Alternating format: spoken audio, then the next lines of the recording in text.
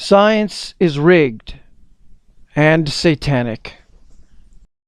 Scientists such as Richard Dawkins have stated many false claims about Jesus' existence. Reading your book, The God Delusion, you say that it's under scholarly dispute among historians that Jesus actually existed. Now, I checked with the ancient historians. That is not so. And it disturbed me. History is not natural science. But what I don't understand is this, why you would write something like that. I don't think it's a very important question whether Jesus existed. There are some historians, most historians think he did, some They historians certainly do. I couldn't find an ancient historian that didn't. Well, there are one or two, but I don't really care, actually, because precisely because it's petty. Let God be true, but every man a liar. Romans 3:4.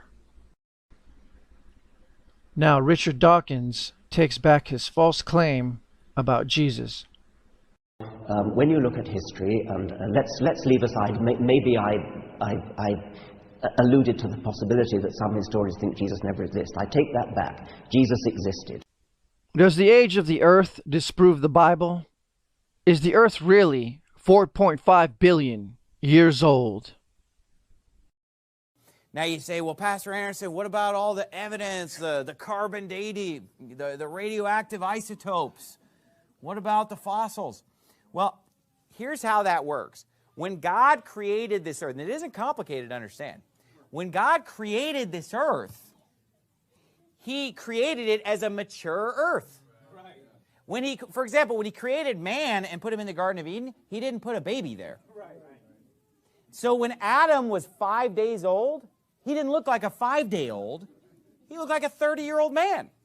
So if a scientist or a doctor would have examined him and we asked him, how old in your understanding do you think this man is? He would have said, oh, this man's probably about 30 years old. Wrong. He's 5 days old. Think about it. If you would have come to him when he's 3 years old, he's going to look like he's 33, right? Because he's created as an adult. And in fact, when God created the plants, he didn't put seeds in the ground. He created full-grown plants.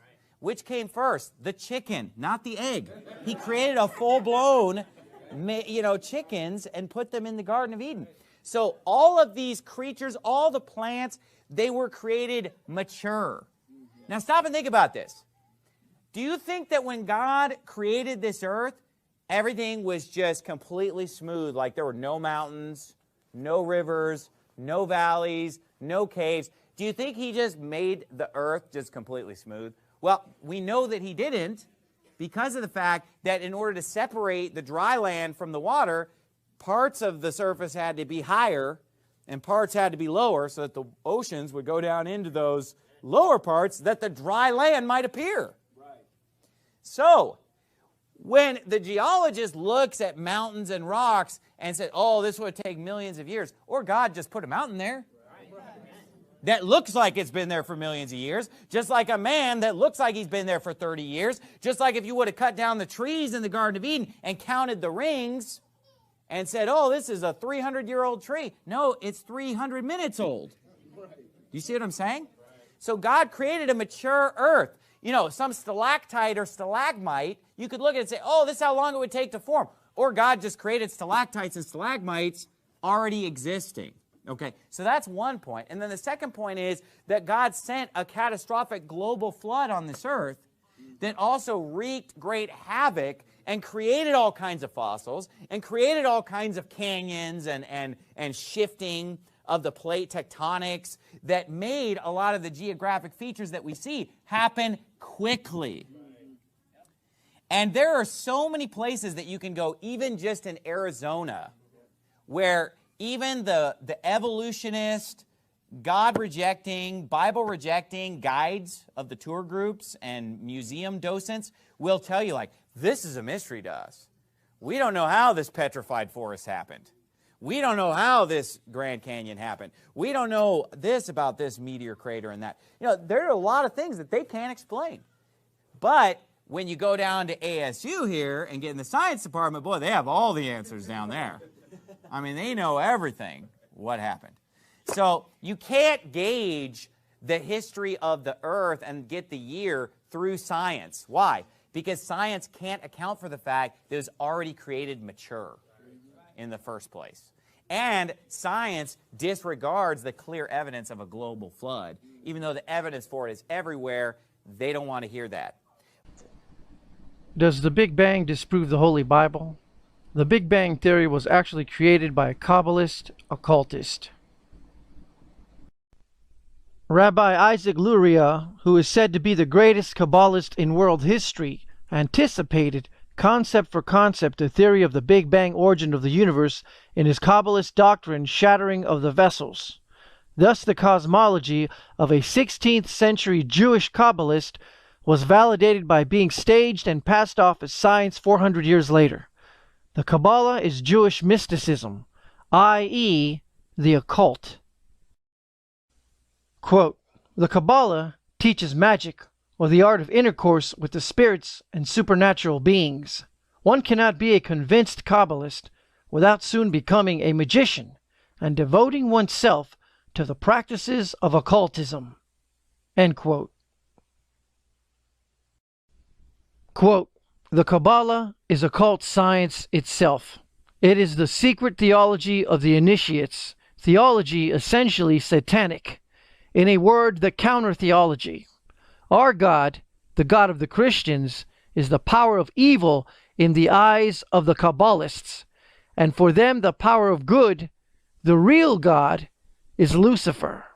Occult Theocracy, page 26.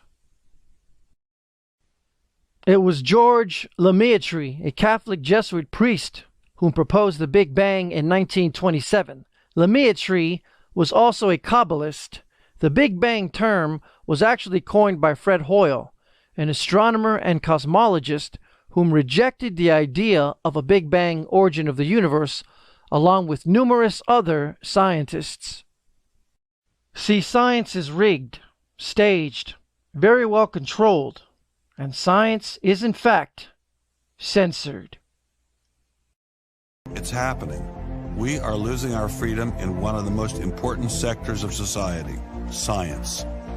I have always assumed that scientists were free to ask any question, to pursue any line of inquiry without fear of reprisal. But recently, I've been alarmed to discover that this is not the case. It all began when I met evolutionary biologist Richard Sternberg in Washington, D.C. His life was nearly ruined when he strayed from the party line while serving as editor of a scientific journal affiliated with the prestigious Smithsonian Museum of Natural History. Your office was over there? That's correct. This here is the West Wing. Directly ahead of us is the West Wing of the Natural History Museum. So now you're not there anymore because you're a bad boy. No, I'm not. No, I was exiled. You're a bad boy. You question the powers that be. What was Dr. Sternberg's crime? He dared to publish an article by Dr. Stephen Meyer, one of the leading lights of the intelligent design movement. The paper ignited a firestorm of controversy merely because it suggested intelligent design might be able to explain how life began. As a result, Dr. Sternberg lost his office, his political and religious beliefs were investigated, and he was pressured to resign. The questioning of Darwinism was a bridge too far for many. The mentioning of intelligent design that occurs at the end of the paper was over the top. And I think the intelligent design proponents have raised a number of very important questions. And you wanted to get those questions brought up and discussed. Placed on the table. Placed on